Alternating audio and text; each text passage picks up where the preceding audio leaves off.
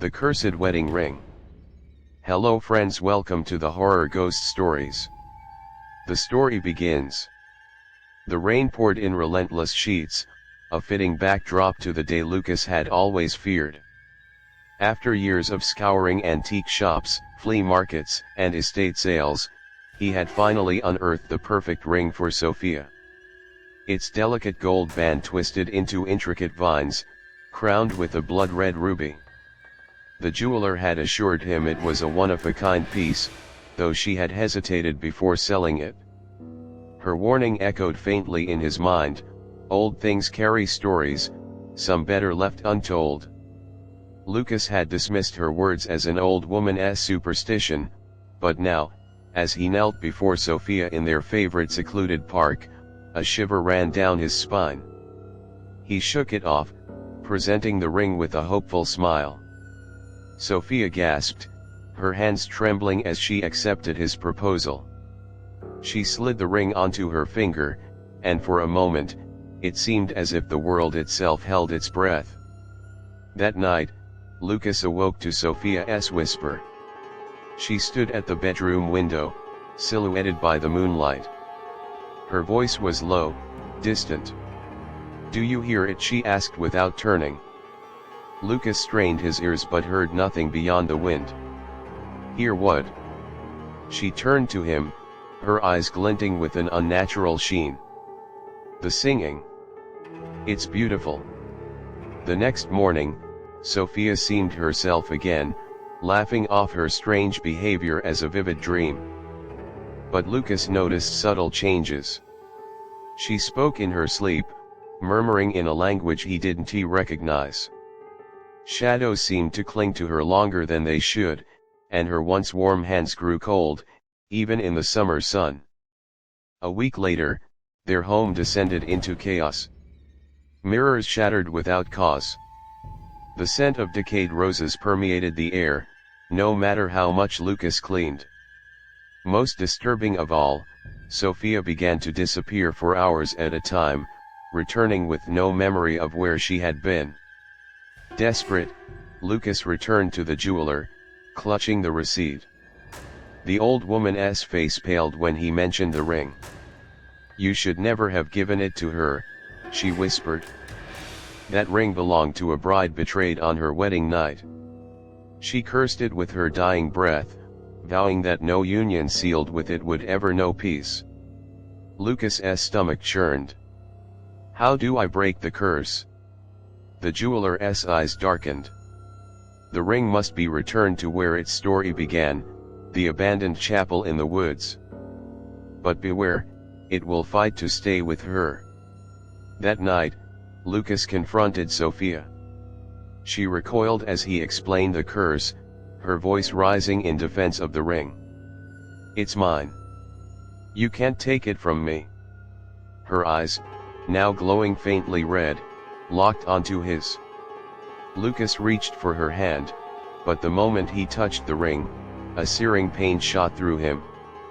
He yanked his hand back to find his palm blistered. Sophia laughed, a sound not her own, and fled into the night. Heart pounding, Lucas chased her into the woods. The storm from their engagement night had returned, lightning splitting the sky. He found her at the threshold of the chapel, the ring's ruby pulsing like a heartbeat. "Sophia, please," he shouted over the wind. "You have to let it go." Her voice was a guttural snarl. "It won't let me." Summoning every ounce of his courage, Lucas lunged.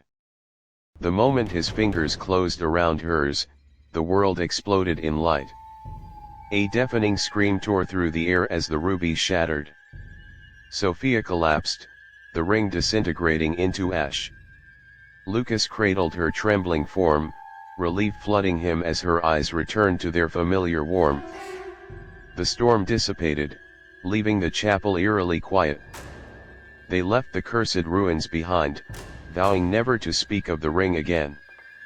Yet, as they walked away, Lucas couldn't shake the feeling of unseen eyes watching, and the faintest whisper of a melody trailing after them. Days turned into weeks, and though life seemed to return to normal, Lucas noticed Sophia's moments of quiet unease. She deep paused mid-sentence, her gaze drifting as though she heard something far away. Lucas, too, began experiencing odd occurrences, items shifting in the house, shadows darting in his peripheral vision. One evening, he found Sophia staring at her bare finger, tears streaming down her face. "What's wrong?" he asked, his voice gentle. "I feel empty," she whispered. "As if something's missing." Lucas held her close, reassuring her that everything was fine. But deep down, he feared the curse had left a scar deeper than they could see. The whispers in the house grew louder, and one night, Lucas woke to find Sophia missing again. Panicking, he searched everywhere, eventually finding her in the woods near the chapel. She stood motionless, her face pale, her hands reaching out as if to grasp something invisible. When he called her name, she turned, and for a fleeting moment, her eyes glowed crimson. "It's calling me," she said, her voice distant. Lucas knew they couldn't escape the ring's legacy so easily. Desperation drove him to seek help from an occult expert. The man, a grim-faced historian, revealed that the curse could not truly be broken.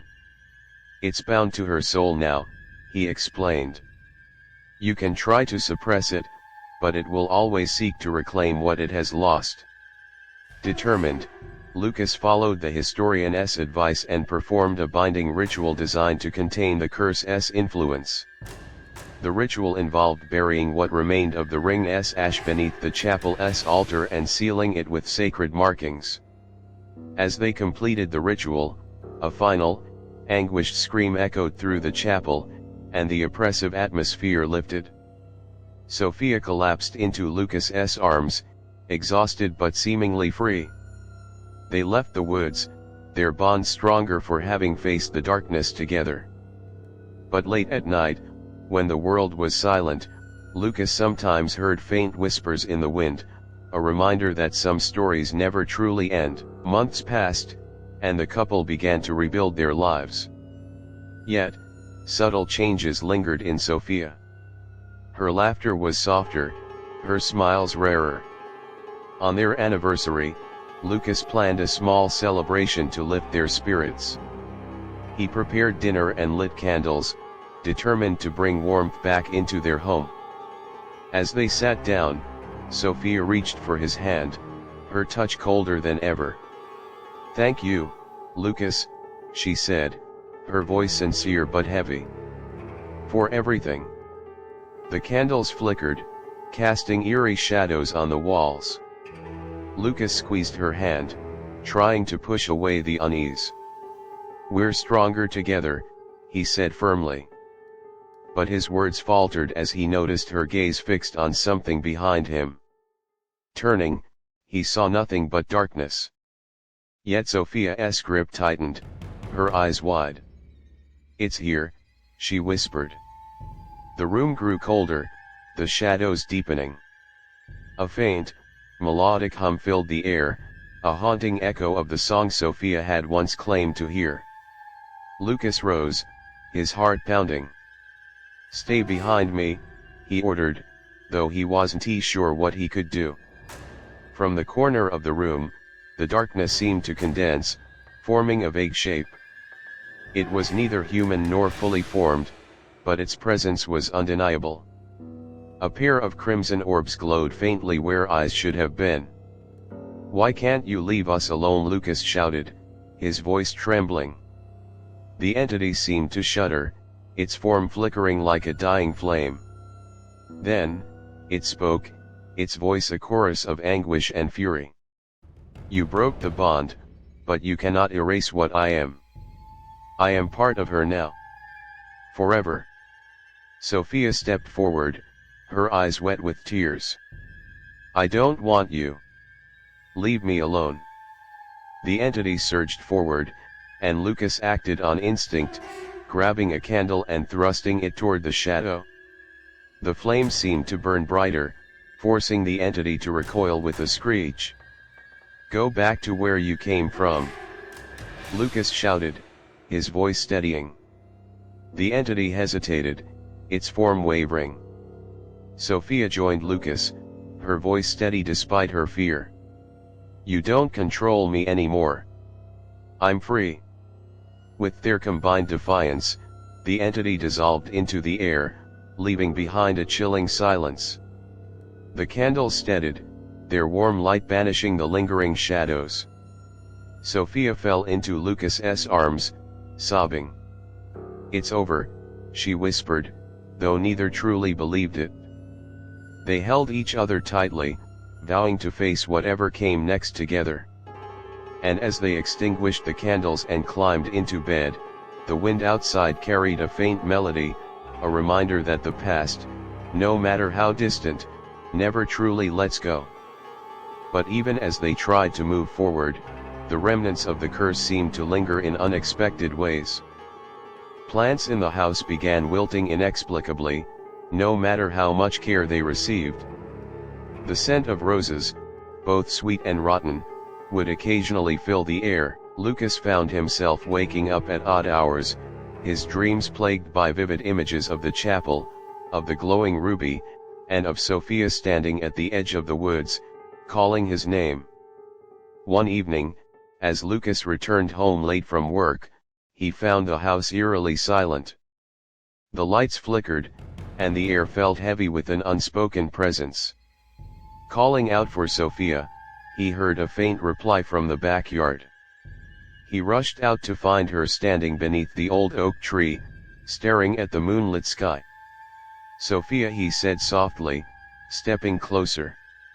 She turned to him slowly, her face pale, her eyes reflecting a sorrow he couldn't comprehend.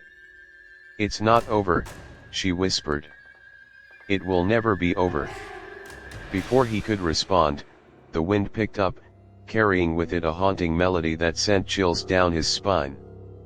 Sophia's hand drifted to her neck, where a faint red mark had appeared, glowing faintly like the cursed ruby. Lucas felt a surge of despair and determination. He knew he couldn't lose her, not after everything they had endured. "We'll fight this," he said, his voice resolute. "Together." Sophia smiled faintly, but tears streamed down her face. "I'm scared, Lucas. It feels like it's inside me now." He held her tightly, vowing silently to protect her at all costs. But deep down, he couldn't shake the feeling that the battle was far from over and that the cursed wedding ring had left a mark on both of them, one that would haunt them for the rest of their days.